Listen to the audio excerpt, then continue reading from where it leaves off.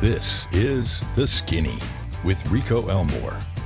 Brought to you by Fatheadz, the undisputed leader in oversized eyewear. All right, welcome to The Skinny with myself, Rico Elmore, our proud sponsors, Fatheadz Eyewear. Thank you. Oh, that's us too. But anyhow, today we got our good friend and guest, Cruz Pedregon, NHRA Funny Car Nitro driver. How's it going? Good, Rico. How you doing? We're good, man. Just in the midst of trying to move to our new facility, as we talked earlier, and in the middle of that, trying to run your business at the same time. You know the program. I know the feeling. It never ends. You've got a traveling road show, so that's we're like the circus, and I guess the drivers are the clowns. So that's kind of the way I see it. Set up shop. 3 days later, we're tearing it down and going to the next one. I don't know if you remember, it was in Atlanta. It was the first Nitro race that Morgan Lucas had won.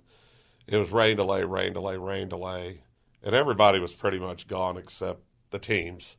And we were up against Spencer Massey, and I think Spencer was driving for Snake at the time in the Skull car, and I think that's what it all was. Anyhow, we ended up winning, and the NHRA officials said, "Now you guys need to pack up and get out of here. There's a tornado that's about to hit." And we said, "Hell, we're not getting out of here. We're going to party." Yeah. This guy just won his first race, right? Right. And then we came to the conclusion this is going to be the biggest trailer park hit ever. Yeah. With the multi-million-dollar trailers with all the cars and equipment in them. I'm like, all right, but we could be part of it. So it was going to be the exciting part. But anyhow, so my opening question always is, how in the hell did you get in this business? Well, it through my dad. My dad raced in the '60s, and what's funny about that is my dad, when he retired, we thought he had like a 20, 30-year career, but when we look, because we were kids when he raced, but when we look back at it, it was like a 5-year career, and we thought it was forever. So he started racing in the early '60s, but he started racing serious nitro racing '64, '5, '6. Retired about '67. So we grew up. We were born in the mid '60s, so we were really, really little. So we just grew up loving it. We'd go to Orange County when my dad wouldn't have anything to do with it. He would say, "All right, go ahead and go to because we lived in Torrance, California. So we would go to Irwindale when it was open. We'd go to Orange County. We'd go to Ontario when Ontario had before Fontana. Yep. We'd go there, and so we just kind of started off as fans, and then to tell you how I got started, I would just say it like this. I think the connections I know the connections my dad had through friends enabled me to have a name to go in and kind of, I guess, network, right? Right. And I had two things. I would work for free or like work for food. Right. And so that's the way you have to start out. I mean, if I would give advice to any young drivers, I would just tell them, hey, you have to do whatever it takes, and you have to be willing to not get paid for it. Right.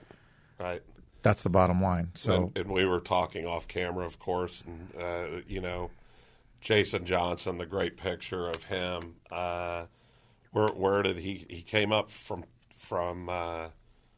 Louisiana or Texas or something? I think it was Louisiana. Yeah, Louisiana, to help somebody that was at I can't remember. I think it was at Pennsylvania Speed Weeks, right, for free, and who knows how he even got there, but that is a lot of it, and I mean, I grew up around racing, stock car racing. I was there when I was a little kid and became a super fan. Yeah, right.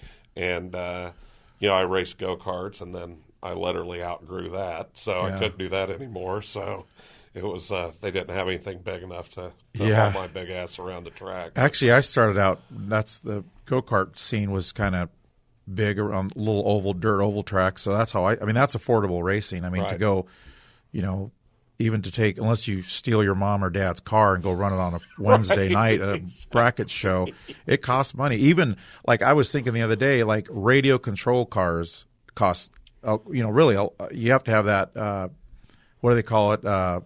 spendable money or throwaway right. money. So you have to eat, house yourself, and then have enough money to do that. So, drivers figure out how to make it work. But I always tell people this: if you ask 10 drivers, doesn't matter what category, what class, it could be dirt track, drag racing, they all have 10 different ways of how they got where they got. Yeah. There's no cookie cutter way. It's opportunities, but they all have one thing in common: they want to race. Right. Pretty bad. So. Well, they've got the heart. They've got the heart for it. So, it was you and 2 brothers, right? Yep. So, who got in first? I think I did. I got into racing first. Yeah, I did. Yeah, well, I started when my dad was alive. We had a truck lot, so they had a truck drag race in at Orange County. So I'm like, hey, Dad, can we take one of the trucks off the lot? And so we did, and I went and won the race. Oh shit! And I had a 21-second Kenworth, banging gears.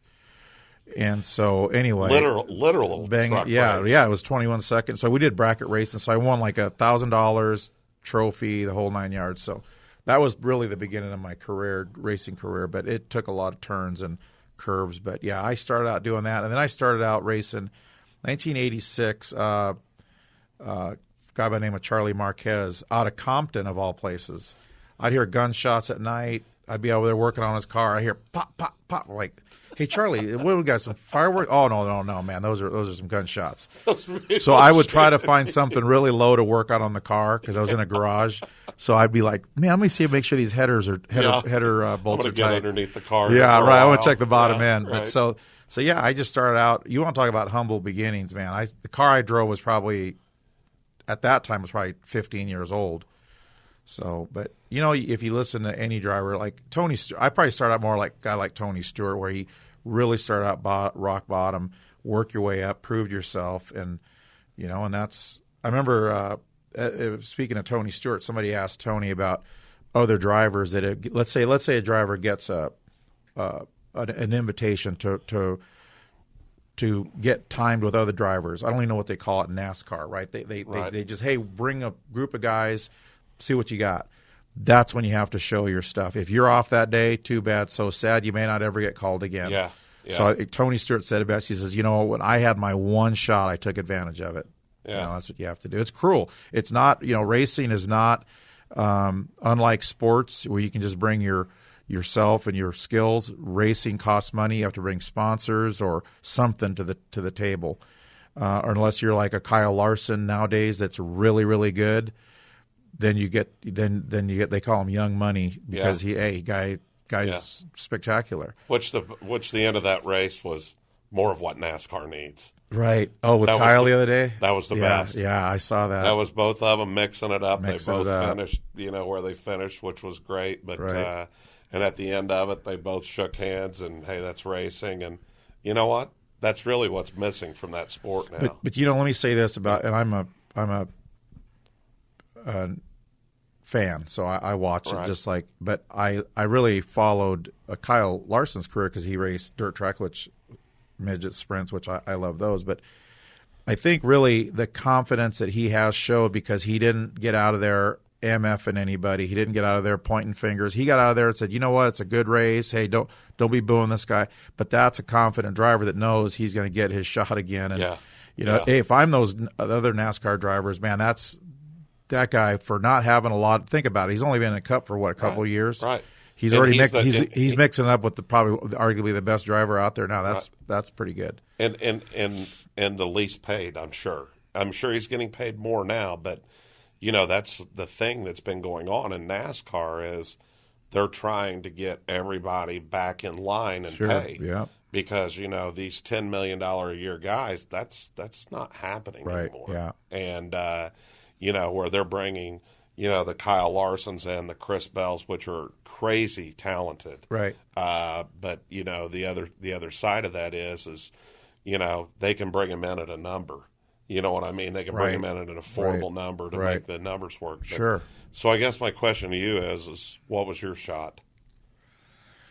Well, my shot was not really in that first car I drove. That car was just to get my name out there to get my license. But I drove a car by a guy, Gary Turner, GT Bikes out of Huntington Beach. Yeah, all right, yeah. Sure. I started out with Gary's car, and I I took advantage because it was a good enough car where I could win. I thought, man, at some point you can't be like Flintstones, just shove your feet through the floorboard and pedal your way. Right. You've got to have the car. Right. You know, it's like a horse. I tell people you don't see anybody win the Kentucky Derby on a donkey, so you definitely have to have a good horse. Right. The driver should complement that. So yeah, I got in that car and won races. The driver they had before didn't win much that I recall. So yeah, that was my shot. And so, you know, I put a lot of pressure on myself. I just was so dedicated and committed. But you have to figure out, okay, there's 20 other drivers that want to drive that same car. How are you going to differentiate yourself from all those other guys? Yeah. And GT I don't know that I ever did that, Yeah. but it definitely sprung me in Yeah. to the limelight a little bit. Yeah. GT bikes. I had a GT. Yeah. GT bikes. Pro Performer. Yeah. It's funny because they started How out. the hell did he? What was he doing? Did he know, just like it? Yeah. He was a fan. He was a fan. And there was two. There was Richard Long, who was partners with Gary. Gary was the GT, but there were two people that made up that company, and they grew it out of their garage. It's a like you, Rico. You start out your Fatheadz company. It's an idea. It's a thought. You know, but they were literally welding bikes together in their garage, like their track home. Wow. Turned it into a multi-billion or multi-million, probably one of the top names. One of the top in names bikes back in the day when all the bike stuff was going on. Right. So, but anyway, yeah, he was a guy that this was his hobby, and he never wanted to drive. He wanted to own, and we had some. I raced for Gary for 3 years, I think, and we had some good times. And what class was that? This was top alcohol dragster. Okay. Yeah, so we were running 620s and 16s at that time. So that had to be the fastest thing you were running. 86, 87, 88. Yeah. And I won back-to-back races, and yeah, it was like I say, it was a good car. Definitely was able to make some strides in that. So then you move into nitro. Then I moved into alcohol funny car for 1 year. Okay. I wanted to drive a funny car, really. I wanted to drive, but Yeah. there wasn't those seats available. So I drove alcohol funny car for a year for a team out of Northern California. Then at that point, was introduced to Larry Miner, who owned a multi-car nitro team, the pros, the big dogs, the big cheese, right? Yeah. So I went right to that, and we had a partial year the first year. And then the next year, Larry landed the McDonald's sponsorship. I remember that. So then, Sure. basically, I was a dragster driver, and Ed, the Ace McCullough, legend driver, big name, was driving the funny car. So Larry literally asked me one day. We were it was a rain delay in Reading, Pennsylvania. We're waiting for it to rain. He comes up to me and he says, and I knew the McDonald's thing was lingering, and Larry said, "Hey, kind of like have some bad news." He goes, "Would you mind getting out of this car and driving the funny car?"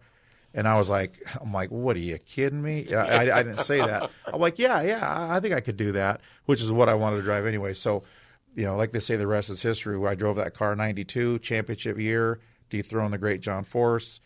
94, 95, Joe Gibbs came in as the owner, took over, built a new team with McDonald's sponsorship, and then raced for Joe 96, 97, 98, and third of the way into 99. And then I went on my own in summer of 99, became a car owner, dove in feet first. Crazy. Didn't think Crazy. People were coming up to me saying, "Cruz, why in the world, all the money you made driving, are you going to just put it in? You don't want to do that, Cruz." And the more they said that, the more pissed off I got. I'm with you. And I didn't want to hear about it. And you know what? To me, it was the best thing I ever did. And that was the thing. I was telling somebody the other day. I said, you know what? I can tell you, I could count on one hand how many people told me how great it was going to be with what I was doing with this company. Right. I couldn't. I don't have enough hands, feet, toes, any of the above to tell you how many told me it'll never work. Right. And you know what? Those are the ones that drove me. Right. It's exactly what you just said. Right. It's like every time they're like, "You're an idiot. Why are you doing this?" Right. It's like, I'm going to show you who's an idiot. And Yeah. here you are, successful years later. And listen, I don't care if you're John Force with the money, with big sponsors coming in. A lot of times, it's always a struggle. It's a struggle with us. It's not a struggle. It's a fight. It's a constant fight with us. Whether we're developing a new product, a new line, a new this, a new that, because it's ever evolving. It's like you guys. You get a new crew chief. You get an old crew chief. Start all over again. It's a start over. It's a baseline, and then okay, well, let's try to go from here. Thank God you have an idea of what your car wants or needs. It helps a lot. But there's, I mean, you've been hooked up with Snap-on for several years now, which, is awesome. Good people there as well. And it's one of those things. I mean, you go out there. I think one of the things that is awesome with you that I see, you go out and you ride with one of the drivers. I'm not sure if you still do that. I know you used to go out and ride with the Snap-on franchisees. Oh, we do that every race. Every Thursday I go out to the field, as they say, and meet and greet the customers and thank them. And what do they think when you show up? Oh, you know what? They some of them will they'll kind of be a little shy, especially if they know who I am, and then I'll just what I enjoy about doing that is I like to be able to talk and interact with them and just really not talk about what I do, talk about what they do, sure. And bring up, because the tool business it goes hand in hand with racing. Sure. Plus I grew up around trucks, so it kind of works out. But yeah, it's cool to get out there. It's unique. Think about it. Snap-on has over 3,500 stores. They call them stores because they're stores on wheels. And so the automotive industry is directly connected with racing, so it works out. I mean, I had a burger sponsor, McDonald's, which was a tougher sell because they have a lot of venues. Okay, how do you connect our customer to racing? That was a little tougher. Auto parts was closer. I had Advanced Auto Parts. So when you want to race, were you in the winner's circle like with a Big Mac? Oh yeah. I did commercials. Well, yeah, I bid into what was it? I don't call it breakfast Jack. That's Jack in the Box. I was buying like an McMuffin, egg McMuffin. We were filming a commercial, and I literally bid into this thing probably about 12 to 15 times. But little did they know I was spitting it back out. But it was a nice, fresh. They kept handing me a perfectly groomed egg McMuffin, and it was at their store. They have a store in City of Industry that's a mock store that So it was a great sponsor, great people. But it ran its course. I think it was 7 years. Then I was with Advanced Auto Parts for like 7 years. Yep. But what I was getting at is the business part of it. That Snap-on, Advanced was a little closer to because mechanics. It's a natural and it's a statistical fact that they go to the races. They enjoy race. But then the Snap-on is even closer to what I think is a win-win because you have the customers. They buy the tools.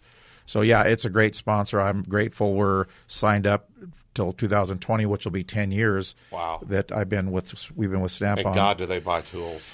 Yeah. Some of those toolboxes. I used to work in the dealer end. Right. So, I mean, you would walk back there and you were thinking, God, if this guy has a toolbox like this, he must live in a mansion. Right. A lot of those guys, it costs as much as their car. Yeah. But and in Toyota, right? Toyota's it's a great fit because Toyota is one of our sponsors. So the Toyota dealers, most of them require Snap-on tools to be. If you're going to be a tech, you need to have tools that are certain industry tools. Yeah, you can't be rolling up there with Harbor Tool and Freight stuff. You know what I mean? So we used which I will tell you this: the difference between Snap-on and Harbor Freight is we had a Harbor Freight drill bit. We were drilling through something, and it literally bent it to a 90-degree angle. And that's hard to do. And Snap-on, no chance. They have those black bits or something, and I'm telling you, it'll yank you through the hole with it as it's going. So, but it's, they're you've got Matco, which Mac. I mean, all great tools, but man, Snap-on was always the one. If you saw a tech back in the back that had a Snap-on toolbox, man, they were the deal. They were serious about their careers, it's a pride thing, and let's face it, we all like tools. That's like a big boy toy, right? Tools and toolboxes. We're right in the middle of our season. We're getting ready to go to Epping coming up. We want to race this year, first time in 4 years, Caleb. We want to race. So things are looking up. We have a great crew team. All the team guys are great. So, we're looking forward to. Aaron has it on kill a lot of times. Yeah, he does. I mean, we work closely together. He has his experience with dragsters a lot on Morgan's team. He worked for Morgan for 5 years and won a lot of races with Morgan. A lot of races. And so, we meshed our ideas together. Techniques. And it's taken a while, but it's starting to unfold and be really good. That was the thing. I'll never forget. We were at Brainerd, and Morgan pulls up there, and it's Brainerd. It's hotter than hell. It's in August, and he pulls up on the line, and I'm standing there next to Forrest, and I said, "What do you think?" He said, "It's either going to blow the tires off of it, or it's going to set a world record." Yeah. Because I don't know which one. Yeah, right. And it goes down there and absolutely sets a track record. I mean, like that. I said, "Well, good thing it came out the right way, because the old man, he'd go off." Oh yeah. So, but no, Aaron's a great dude, and you know what? That's the other thing about the drag racing business. There are teams, but man, there's this team member that's worked with that team member, and it's a big family. It really is. Yeah, and the thing about Aaron, his attitude. He's got a good attitude.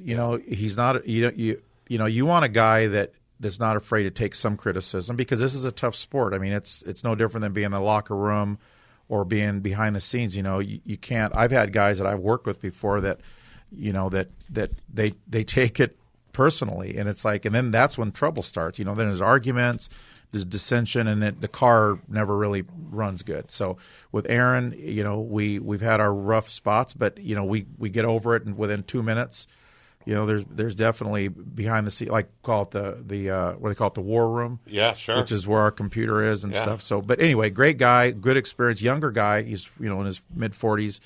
So, and he's a great fabricator. So the car shows up to the track, it's prepared. He's a great teacher. And we have another guy by the name of Glenn Huzar, who was with the Patron team for many years, who's also a great fabricator. So we're able to do a lot of our own in-house fab work that I used to have to sub out. Sure. And I think in the end, that's what a lot of these big teams are doing. They do all their own, so you can control the quality in-house. So that's the other part of that the people don't really see. They don't see, okay, well, how's this team structured? We're a single car team, but we're well-groomed single car team. We have what it takes to compete at the highest level, and I think we now. And I couldn't say this for a lot of years. There was 2 or 3 years that I didn't have the people that I felt needed to put me over the top to compete with these other guys, the Schumacher teams, the Force team. But I do feel like we have that now. I don't disagree at all, and it's interesting. So Toyota's a great marketing partner, and of course, unbelievable friends of ours as well, and they're all of their work that they're doing in in the series, talking about traction and the tune-ups. I mean, so is Shaggy still going to the races, or is there somebody still showing up from TRD? Yeah, they have JP. John Pierre, I think we call him JP, but the Shaggy's still on the cusp. I think he kind of. Oh, I think he's more over in NASCAR now. But Toyota has a great support system. What Toyota provides for us, similar to NASCAR, in that they supply us with the support that we would have to hire a track expert, and because they have the on-track support to help us read the track, what's the track conditions like.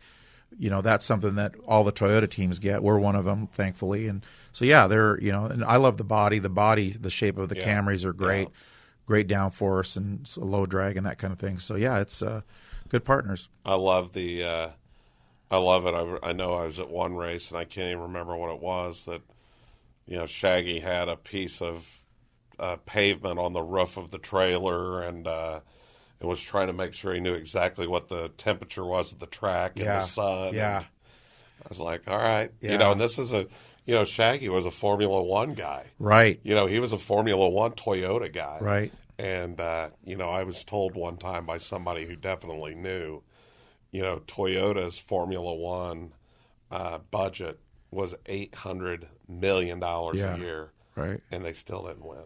Yeah. And Onkyo, Mr. Toyota, said, we're done. Yeah.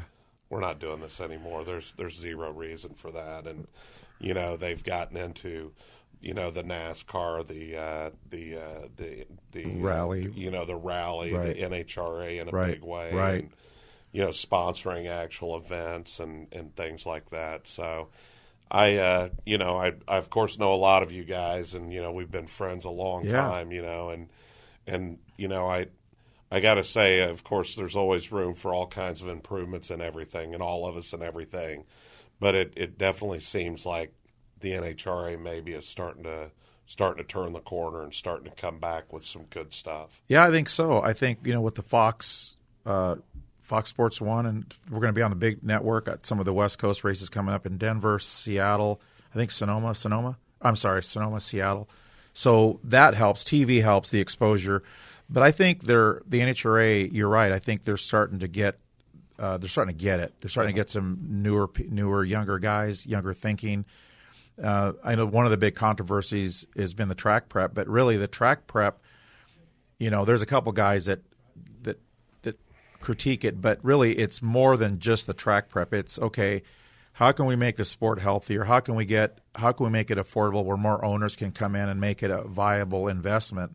But to have a $3 million a year cost and sponsors will give you $1.5 million, that doesn't quite work out and doesn't want to. So when your dad did it, what do you think the budget was, or what do you think they? My dad did it because you had the car. The Yeah. car was sitting in your shop. Is it still there? No, we sold it to a museum. We figured, hey, they could display it better than That us. car and is get unbelievable. But the way they did it back in the day in the '60s is I put it next to owning a boat. You get a big pitcher of beer, or not a pitcher, but a ice chest full of beer. You get your buddies that want to go out on the case, go out and work on a car, and so it would be all volunteer. And I've had probably 200 employees throughout the years. I have yet to get a guy that will work for a couple beers and something to eat, right? It doesn't work that way. Everybody's like this. And you got good food. Yeah, you got food. Good Yeah. food at your place. So it was a little different back then. But really, honestly, my dad would build a lot of his own cars. He would go, he'd weld the chassis. He would do a lot of stuff. I mean, I think that's really the part of racing that I think I wish I could go back, maybe not that far back, but I wish I could go back maybe 10 years when you had there were just a few more sponsors weren't as smart as they were. So you could go in there, like I know of I'm not going to mention any names, but I know of certain teams that would get like upwards of $5 million annually per car. Good luck telling that your sponsor. Very familiar with what you're talking sponsors know, they know what everybody's paying. They know exactly who's looking at that on their phone. They look at this, and we do too. I mean, so it's hard to go in there and go, yeah, I need this to. They're like, okay, yeah, right. And all these people are going to be watching. Yeah, here's what we're going to pay you. You need to make it work. So, but it's a great living. I've let's see, we're talking you were asking me about when I started. I started really late '80s, and here it's 2018, and I'm still racing. So. That's a hell of a accomplishment. Yeah, thank you. One of the strategies I had, I thought, I didn't want to be a 40-something or older, God forbid, looking for a ride, right? Yeah, so right. I didn't want to be like, hey, can I Because drive? that's what it would turn out. That's what it would be. So it was as painful and I had to go back because I went from driving one of the top running nitro funny cars to like bottom of the Bride to Star. That was hard for me to do because. I felt like I had helped the owner build and bring in the people, so I kind of felt a part of that. And then when that went away and I started out, it was like, yeah, that was hard to do. But thankfully, by 2008, we were in championship form. We won a championship with Advance. The next year, they were gone. Start up with Snap-on. I kind of had to start over again there, but we've had some big wins, and I think we can win another championship. I really do. So I guarantee it. Here we are. It. Absolutely. That's funny that you say.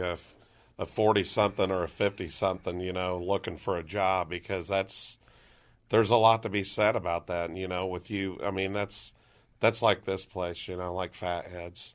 You know what? The day that it becomes a job will be the day I don't do this anymore. You know what? I love it just as much as you love racing. Are there some days that are better than others? Yeah. Are there, do we have great people around us that we spend more time with than we do our family. Right, rely on. And we rely on them. I mean, Yep. you for your safety and all the logistics of getting you up and down the road. I mean, we've got a million moving parts on both sides of it, and I respect that because there's a lot of people on the outside that look in and think, oh, that guy's a top, he's a funny car driver, he's a top fuel driver, whatever, and God, he's got it made. You have zero idea. Oh yeah, It's. I mean, every time you're on your you're strapping yourself to a rocket, you know, that you're controlling to some point down this quarter mile or, you know, now 1,000 foot. When are they going back to quarter mile, by the way? Yeah, I don't know, but you know, we actually, a lot of people still race quarter mile. They don't know that we're supposed to shut off back there. Yeah, they drive it clear across. So we're actually racing quarter mile, but the finish line is 1,000 foot. But I really don't look at it any different. Yeah. I do shut the car off a little earlier, but it's really you're talking 320 feet when you're traveling that speed. It goes by like it goes by like that. So you thought about shutting it off, and then you were at the other line. Right? Yeah, well, and what's happening now is we're going as fast. Our terminal velocity, our speed at 1,000 foot, we're going as fast as we were at a quarter mile. What 6 or 7, whenever they changed it, 08 or 09. Yeah. So now the tracks are back to being. It's all we can do to stop our cars. You know, if our parachutes are a little delayed. And like, you know, I've been in the sand a couple of times because the parachutes either didn't come out. But what I'm saying is the tracks are now becoming, because when it first started racing 1,000 foot, it's like, oh man, look at all this room we have now. Man, I could see when I could see the weave of the net from the starting line. Yeah. Hey man, it's, you know, so we're really relying on our parachutes now. So when the chutes get tangled up, don't come out exactly right, you've got a handbrake. You get a handbrake, but and what else? Do you have? Carbon fiber. That's it. Your carbon fiber brakes, 4-wheel carbon fiber brakes. But believe it or not, that's not enough to stop a car. I mean, you can slow it down a little bit. I've managed to slow it down enough, but I'm one of those drivers that shut it off. Like I close the throttle blades pretty close to the 1,000 foot. Why? Because I know if I have a problem, I do not want to be. My biggest fear, besides catching on fire and being burned to death. One of my biggest fears is being tangled up in the net, upside down, and on fire. If you think about that, and not being able to get out, that is my biggest fear I have. And I think about it now and then, and I get a little bit claustrophobic. So that's something that I don't want to have happen. But I do everything I can. So I guess you could say I respect the speed, and so I give myself a little. I guess what I'm saying, I give myself maybe a few extra 100 feet. Yeah. But the brake handle, I mean, it's there, but it's. I had the throttle stick one time in Gainesville. Yeah, Gainesville in 2008. And I always thought, oh, man, if the throttle ever stuck, sure, I can handle. I'll do this, this, and this. No. I was literally a passenger. What I didn't realize is the G-force from the car pinning you back, you can't even hardly reach the brake. So it was wide open throttle, the bracket broke, and the pressure from the engine revving up, the pump pressure kept the blades wide open. So you know what shut it off? It ran out of fuel and blew the body off the car. That's the only reason the car shut off. So if that doesn't get your attention, and so anyway, but where were we talking? Parachutes, right? Yeah. Okay. Yeah. So, but yeah, so the cars are they're at that. I know what it was, quarter mile. When we go back to quarter mile, you know what? I've touched on that, but right now there's so many more, I guess, relevant issues that we need to. I really think that the day is going to come where NHRA needs to. Well, it's here now. It's been here for a few years, where they probably need to look at the engines and figure out, okay, how can we have them have a little less horsepower? Because did you see my explosion a couple races ago, Rico? I can't remember. Yeah, I probably did. It was. I've had several. I've been driving funny cars for a long time, and it was like basically putting, instead of like one stick of dynamite under the blower, it was like putting 10. The destruction was massive, and it was scary. I had parts coming back at me. It blew a hole in my little driver's shield. Yeah, sure. It's the body. So I asked the NHRA guys this. I go, guys, the head guys. I go, do we really need to have these cars where it does that? That's the price you pay for hanging a valve, breaking a rod. I says, man, this is out of hand. And so, I'm one of many. There's been a lot of those. All the DSR guys are blown. I think Force is all blown. Yeah. But my point is that do we need that mass destruction and the cars going 340 in 1,000 feet? No. The answer is no. So, without getting too political, there's got to be a different way, because if you think about it, the big sanctioning bodies have all restricted their cars. And I hate to use the word restricted, right? Because that's not what people want to hear. But they've done things because as technology has gotten, so the cars are going like, what are they?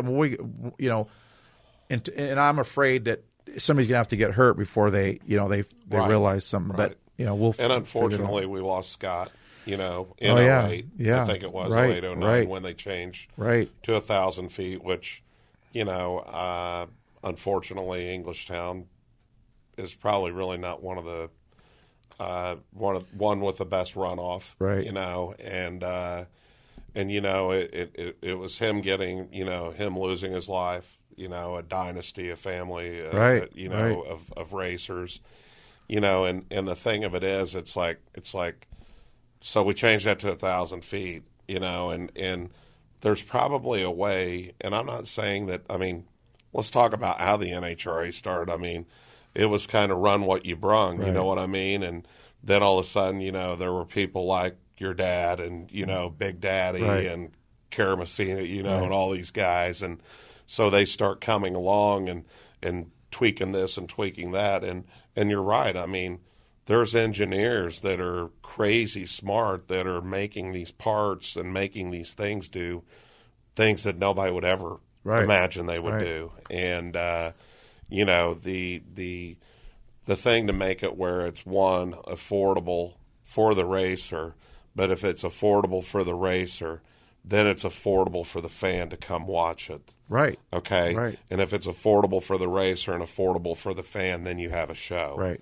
And that's and I get what you're saying. I agree with you. Yeah, it's economics, and whether but people at the track or some of the guys, they don't realize that there's a lot more, and it's not. And some people take it as, we're picking on a certain team, but there's the race, just as we've made the cars faster, NHRA has gone from back at when my dad raced, where you could it was a little sticky, to the tracks are so sticky it's like Velcro. Right.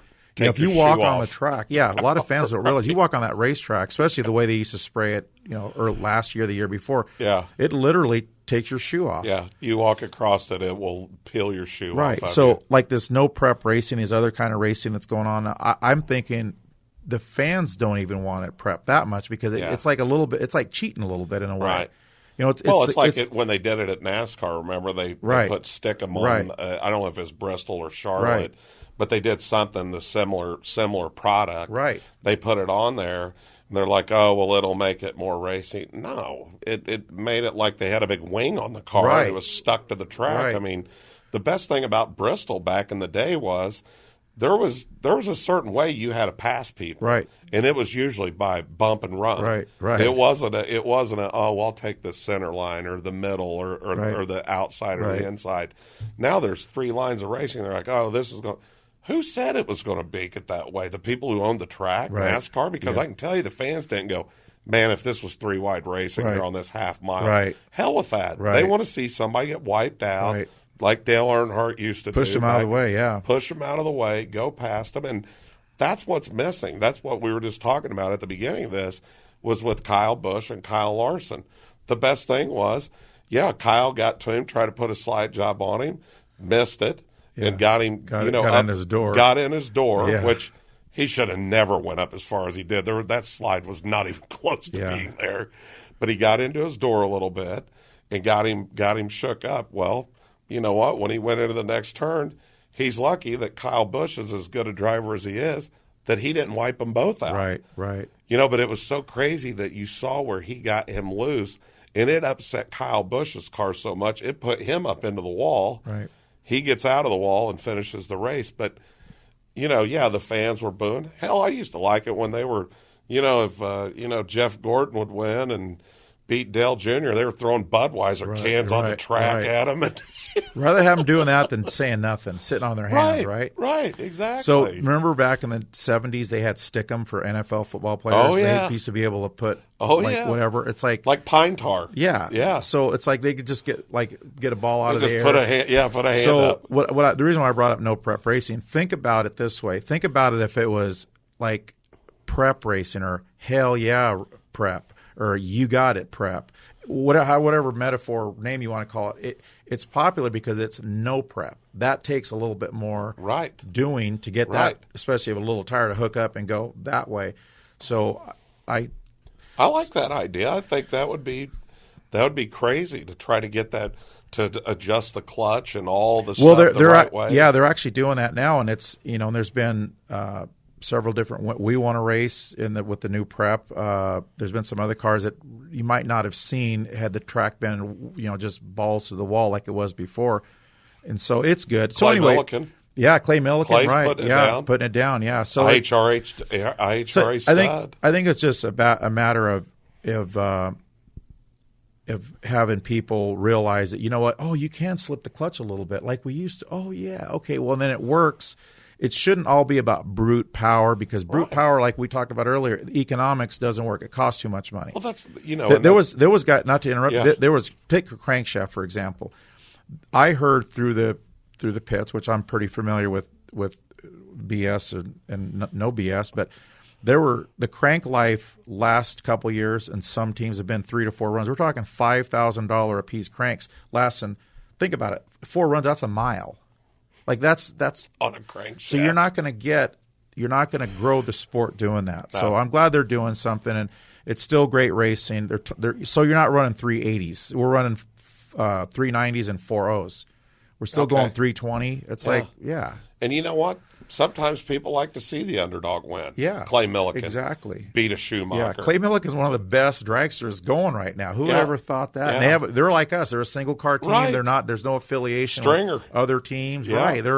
In fact, somebody said the other day they had like 3 spare engines. Right. Like some of these guys have 3 spare engines like in their when you walk in the door. Yeah, right. So, right. And they've got 10 more at the building. 10 more in the back, right. Yeah. Well, that's and Clay is one of the nicest people you'd ever meet in this world. Yep. And he's been around it. He's another guy who never walked away from it, kept fighting. Raced the IHRA and for years with the Warner car and IHRA. He was he was the man. And old Bruce Letton, glory be to God. Yeah, yeah. Every time he gets out of the car, he's missing a thumb. And I said to him, Bruce, how the hell did you lose your thumb? He said, I was drag racing motorcycles and the chain got it. Really? Wow. Yeah. God. So, but well, cool. We've and I will tell you this, and I got to tell you because I love it. You had, and this used to be more prevalent back in the day. You had Selzy that would race the Chili Bowl. Of course, you that would race the Chili Bowl. I think Caps run? Ron Caps. Yeah, he raced the Chili Bowl and the Prelude to the Dream. Yeah, yeah. Late models. Yeah. So all of this stuff outside the NHRA, the NHRA should be promoting this. They should say, hey, here's some money. Go infiltrate this other sport and bring us some more fans back, you know. And it was always fun. It wasn't fun. I didn't like watching you hit that wall down at the end into one where I think the hay's still falling on the ground back there. But yeah, it what's funny about that I wasn't even racing. It was at the Checkered, right? And I thought, I'm going to buzz the tires and see if there's any traction up there, and it was all marbles. Yeah. So I went in there and buzzed it, and it was like just kept going straight. It stayed up there. But it never moved. I was sitting next to Ed Laukus. Right. And he goes, "Oh my God, one of our guys just got hurt." Yeah. I mean, he was looking at it because that wall did not move. Well, luckily, and your car was like the hay bale. Yeah, I stopped in one spot. At one spot, the hay bale saved me. I was never so happy to see a bunch of straw. But funny thing, other than my shoulder was sore, I didn't even hardly feel it. I was like, man, what am I doing here upside down? Because the thing hit. Oh yeah, the bale, it like gentle roll over. Right. Yeah. But so since you're on that subject, we did buy a midget. So I have a old school stealth narrow. That's all ready to go, turnkey. So we're thinking about running the Chili Bowl, but we're also thinking about running the Brickyard 400 USAC race, the little dirt track there, and we may play around with it here and there between our races. So who's gonna drive? Don't know. You got a big enough seat for me? I mean, maybe. It's a narrow stealth, so that sucker is tight. But I bought it just because it was a good deal, and it was sitting on the West Coast. A good friend of mine, Steve Watt, Maxwell Industries, said, "Hey, we're at PRI." He says, "Hey, I've got this midget. It's Chili Bowl ready," and he showed me a picture of it, and I was like, "Oh man, I remember that car. It's the 6 car." Yep. So anyway, long story short, we got the price, paid for it, got it shipped, and it's sitting at the shop. It's everything complete minus the seat. So I called Bernie at the Indy Parts, sent me a seat over, a little Kirky, a little narrow thing. Don't need a full containment because I'm not going to run it, and I'm not going to have anybody run out the big tracks. Just little short tracks. So yeah, we'll see. TBD as far as driver goes. Nice. I think the thing for the Brickyard weekend, one thing that I'll say about the Indianapolis Motor Speedway, of course, we have a suite there that we bring customers, friends, and family to.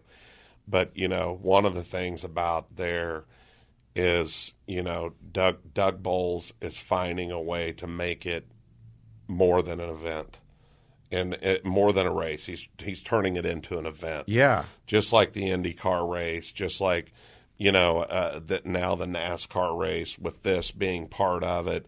I mean, get some people out to the Indianapolis Motor Speedway, experience it. We're talking about the prices and things like that.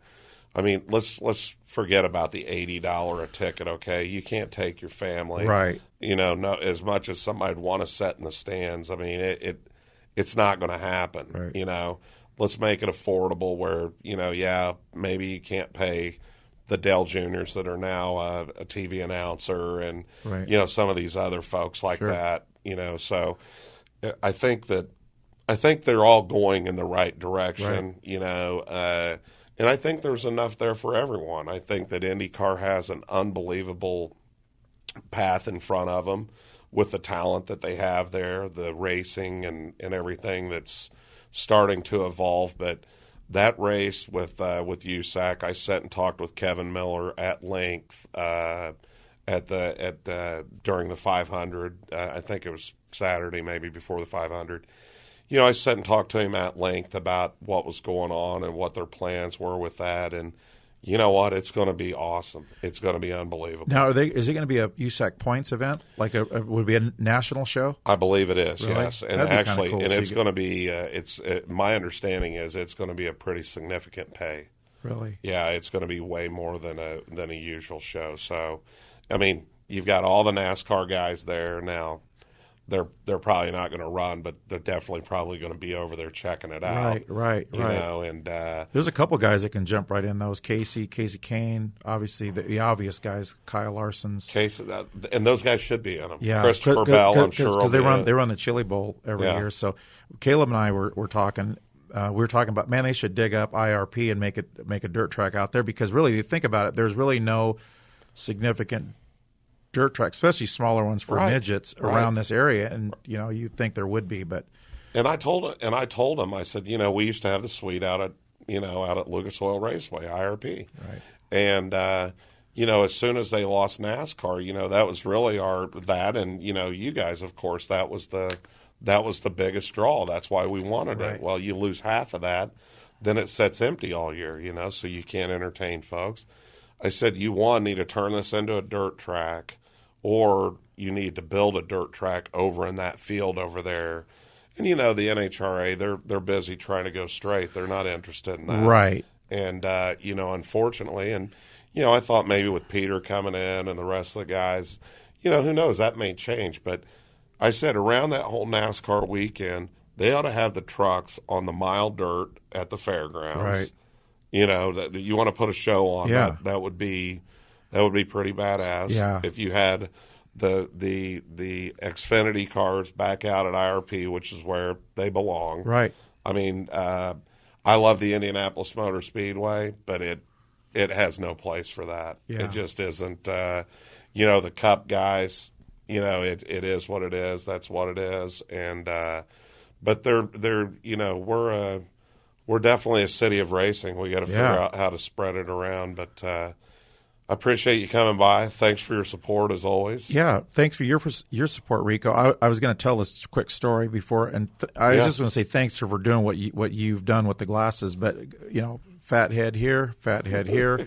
So I used to go buy sunglasses, and I'd put them on, and they'd be like pretty tight right here, and that's not comfortable. So I would just pick a set, take them off, put another set on. So I finally figured out, okay, get the little cigarette lighter, heat the friggin' frames, The bridge, right? bend them out, file them so they open up a little bit, and then you came along.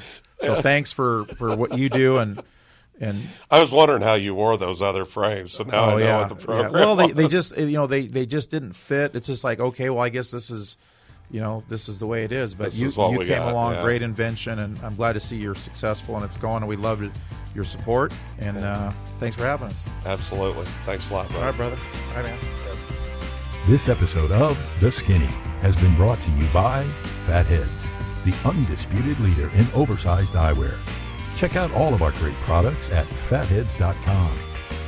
A podcast version of The Skinny is available on iTunes and recoelmore.com.